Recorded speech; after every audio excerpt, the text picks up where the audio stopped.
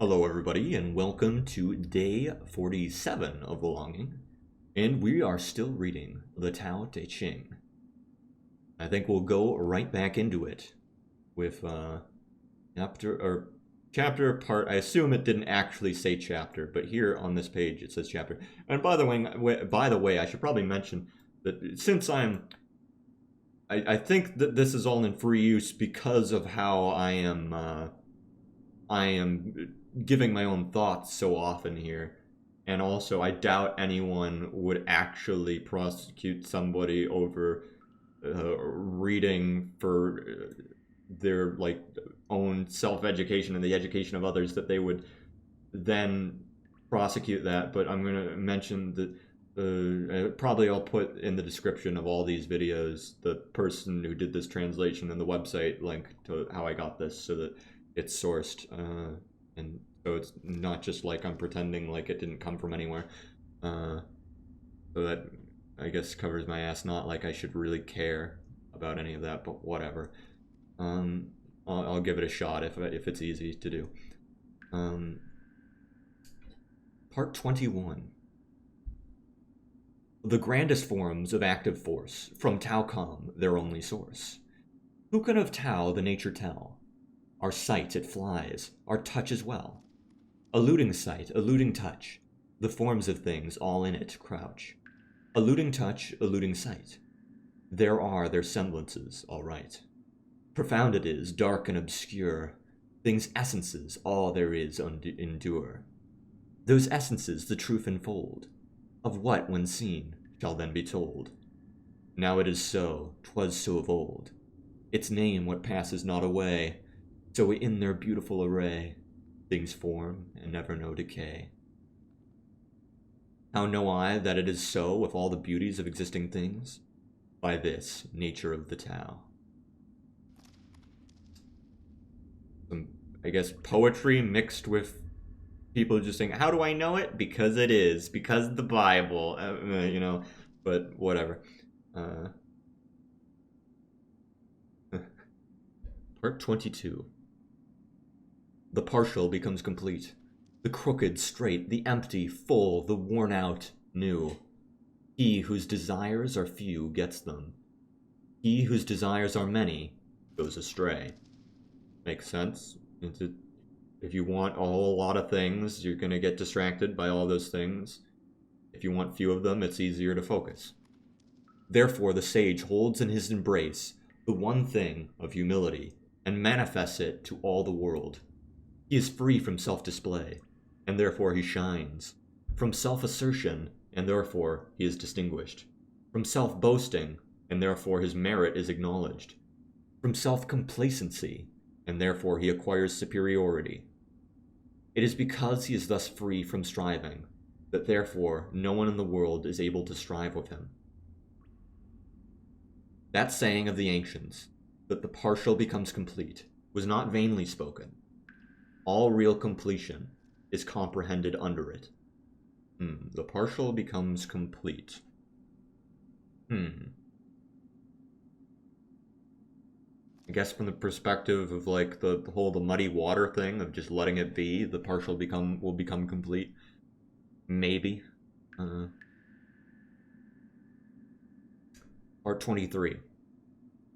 Abstaining from speech marks him who is obeying the spontaneity of his nature. A violent wind does not last for a whole morning. A sudden rain does not last for the whole day. To whom is it that these two things are owing? To heaven and earth. If heaven and earth cannot make such spasmodic actings last long, how much less can a man? If heaven and earth cannot make such last long, how much less can a man?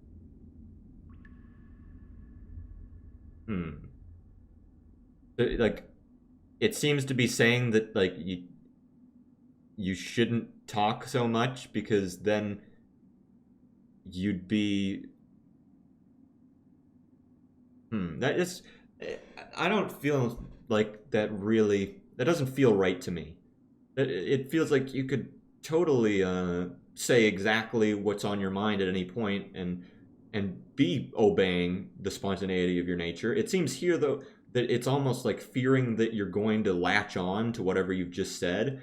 But as long as you have the presence to understand that it's okay to change your mind and to say something that conflicts with what you've said before, as long as you're like, you understand that that's happening and are able to go with that flow, then I would think that should be fine. And it seems to be that they're advocating that you don't talk out of fear that you'll get latched to something, which I think is not necessary.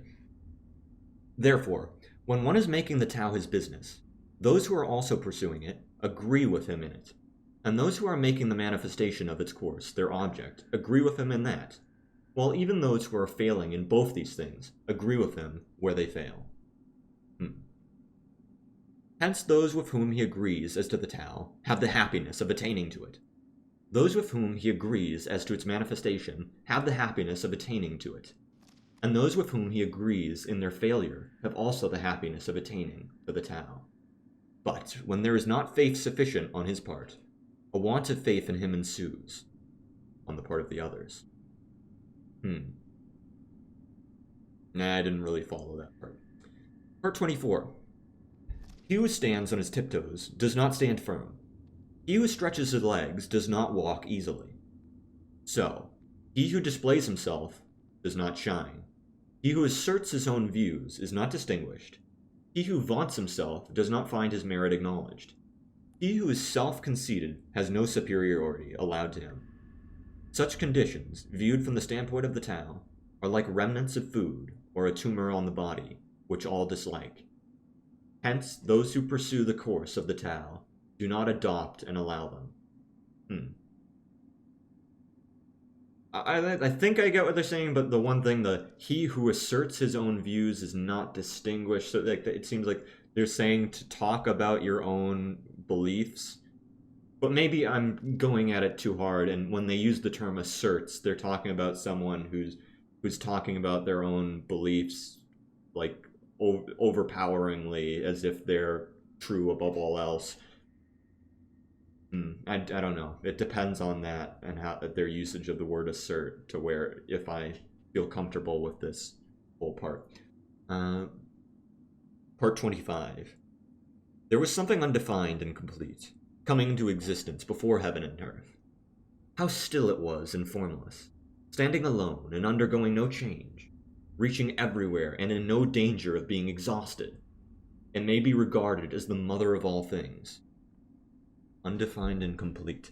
This reminds me of, I was just listening to the SOS Bros talking, or specifically was it, I never remember which brother is who. They're the two brothers who do a reaction channel on YouTube, and I can't remember their names. I think, is it Caleb? I think Caleb was the one who was playing Dark Souls on Twitch recently, and he talked about how, in Dark Souls, the before time of the gray land of arch trees and everlasting dragons, that like a lot of creation stories and a lot of like myths and religions don't get into the before time, but this seems to definitely try to make reference to a before time. There was something undefined and complete coming into existence before heaven and earth. It reminds me of that. I think, really though, you can bring everything back to Dark Souls, because there's so much going on in Dark Souls.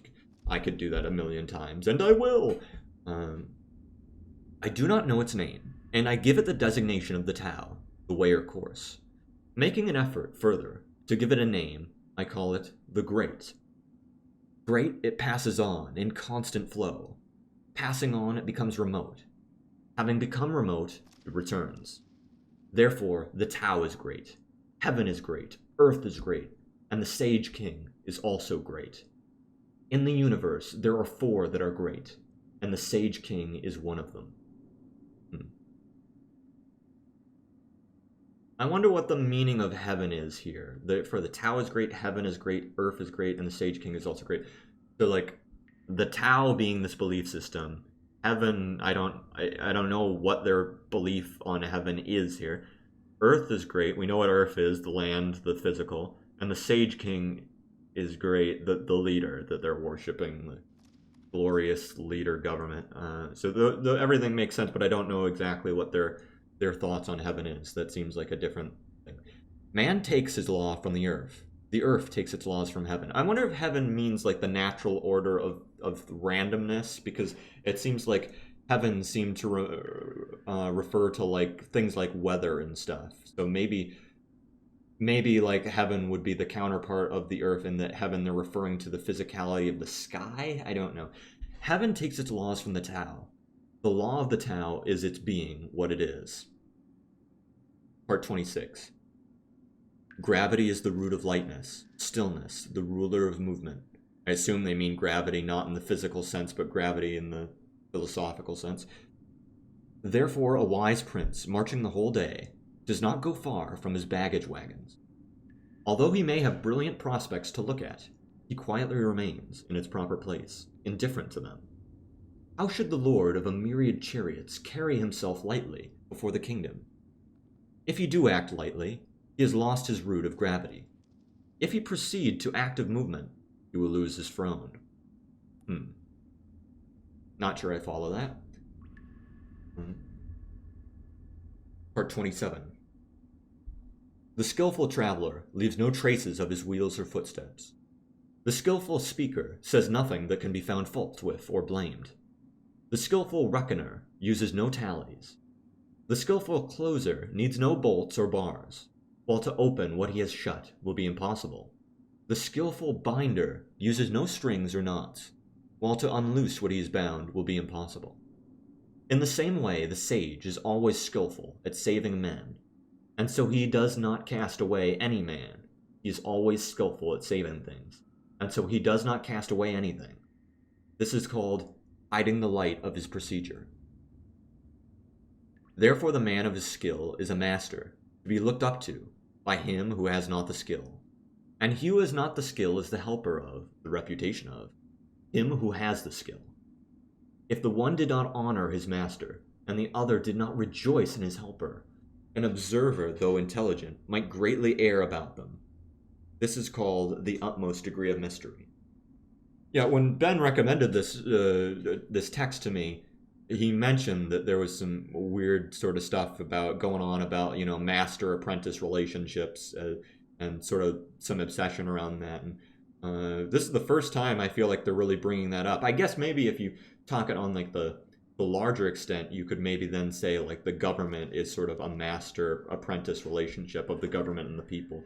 But this is the first time it's really been brought up on a more specific note, which, for the record, I've always been kind of uncomfortable with the strong degree of like there is a master and there is an apprentice, there is a higher and there is a lower one, and that is the way of things. I've always kind of not been into that whole idea.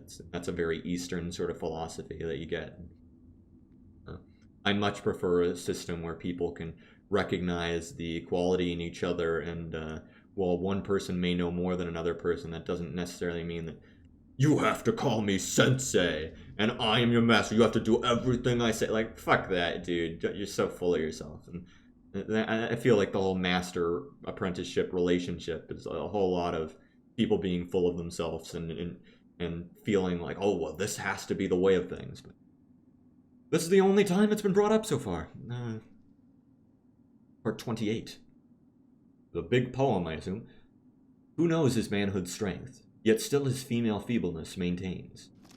As to one channel flow the many drains, all come to him, yea, all beneath the sky.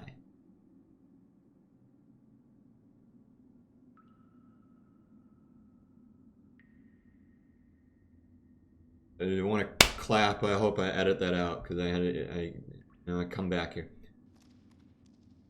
As to one channel flow the many drains, all come to him, yea, all beneath the sky. Thus he the constant excellence retains, the simple child again, free from all stains.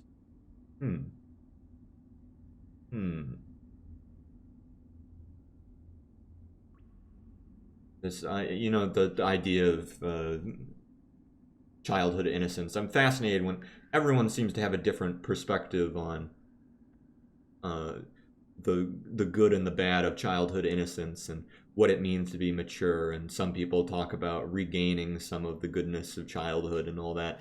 And I guess I'm just sort of my mind's just trailing off in a completely different direction. But when we got to the simple child again, free from all stains, my mind just started trailing off. But let me continue. Who knows how white attracts, yet always keeps himself within black shade. The pattern of humility displayed in view of all beneath the sky. He in the unchanging excellence arrayed, endless return to man's first state has made. Who knows how glory shines, yet loves disgrace, nor air for it is pale. Behold his presence in a spacious vale, to which men come from all beneath the sky.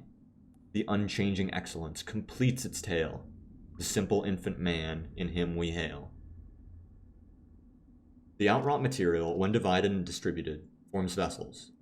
The sage, when employed, becomes the head of all the officers of government, and in his greatest regulations, he employs no violent measures. When reading this, I just had this whole thing about the whole, everything I was thinking about with Zarathustra, Dark Souls, and this, and I was thinking about, this seems to be going at the idea of returning to an earlier state where things were better, and like the childlike innocence and stuff, return to a previous state of things. And it reminded me of everything with Zarathustra talking about disparagingly returning to an animal-like state, that many people would prefer to return to the animal and return to an easier time, as if that is like the best. And he would then argue that no, the path is we should go forcefully into the darkness and forcefully into the unknown and the despair, because we can come out better for it on the other side, is seemed to be the thing I was getting out of Zarathustra so far. And it was also reminding me of, I haven't finished Dark Souls 3, and by finished I mean I haven't even started playing it for real. I just know a little bit of the beginning, but it gives me the impression that in Dark Souls 3 the people are praying to the Hollows are praying to the everlasting dragons and trying to return to the previous state of Hollow, previous state of the before times, when before the first flame and before the souls and all of that, and like praying to return to a state of equality and nothingness, and that all of those ideas are sort of interplaying in my head, and it's an interesting trip. Part 29.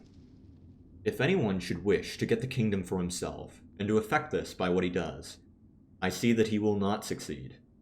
The kingdom is a spirit-like thing, and cannot be got by active doing. He would so win it, destroys it. He who would hold it in his grasp, loses it. Maybe. I think there's definitely times in history where dictators and people who have wanted power have been able to seize it. On another point, though, I guess like the ways that they were able to seize it are because of their environment, and it's not necessarily that it was all of their active doing that put them in that position. There were so many people who would like that position, and only so many people end up with it. But I guess that's the question of nature versus nurture, and along with like how much does one person's actions actually mean in the grand scheme of things, versus the universe and the randomness of how people just find themselves in situations. But this seems to talk like, oh no, the government's like the spiritual thing that like is unknowable and is like part of this. It's one of the four elements. The king is the four elements of existence, and I don't see it that way. I think it's much simpler than that. And it's just, well, not simpler, but it's definitely not some elemental basis of the world, the rulership. Continuing. The course and nature of things is such that what was in front is now behind. What warmed anon we freezing find. Strength is of weakness, off the spoil. The store in ruins mocks our toil. Hence the sage puts away excessive effort, extravagance, and easy indulgence.